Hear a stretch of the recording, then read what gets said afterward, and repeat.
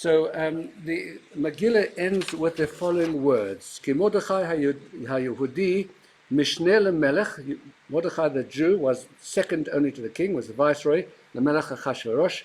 V'gadol Yehudim, and he was very great amongst the Jews. V'ratzui lerov achav, and he was, now here's a very generous translation in the Art Scroll, and he found favor with the multitude of his brethren. Doresh tov la'amo, he was good for his people, he was concerned for the welfare of his people. V'dever shalom l'chol azor, and he was concerned for the welfare of all of his fellow Jews. So I say a generous translation because the word Ki Mordechai v'gadol liYehudim v'ratzu lerov echav, and he found favor with the multitude of his people. Not quite exactly true. The proper translation of this verse over here is he found favor with the majority of his people. And that is called being damned with faint praise. Who are the minority? I mean, for goodness sake, Mordechai has just saved the entire nation. He is the giant. He's done everything. Yeah? Who are the people who are against him, for goodness sake? Well, the answer is you can't be a leader without some people being against you.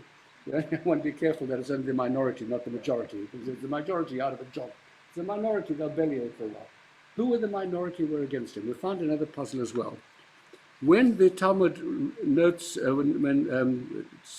book of Ezra, when this whole episode took place just at the end of the Persian exile, just before the Jews went back into the land of Israel to build the second temple, and Mordechai was one of the sages of the Sanhedrin who went back to Israel, was involved with there. And the book of Ezra then actually gives us a listing of the leaders of the people, and Mordechai appears number 5 in the list.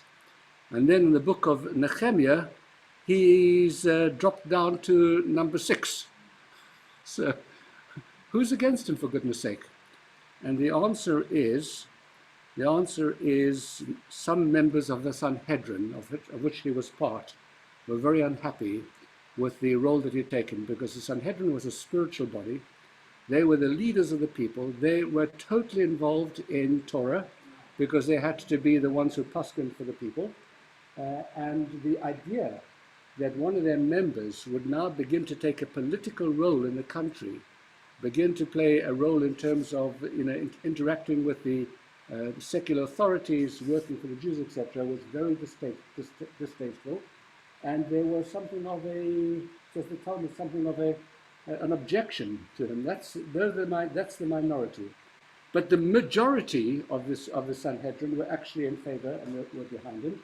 And so much so that we find a midrash in Tana Devei Eliyahu that says that it would be appropriate for all of the sages of the Sanhedrin to lift their robes and to circulate amongst the cities and to share their teachings with the people. The idea that a leader should be in an ivory tower and should be only concerned, even if it's the Sanhedrin and is paskining the halakha at the highest level, of course, you have to be totally immersed in your studies, no question about it. But the idea that a person can step out of that and play a role for the sake of the Jewish brethren, and particularly in the time of a crisis, this was considered at that time to be appropriate, and therefore Mordechai had the backing of the majority of the Sanhedrin, despite the fact that there was a minority who were against him. A really very fascinating kind of debate over here about the role of the Talmid Chacham and the role of the member of the Sanhedrin.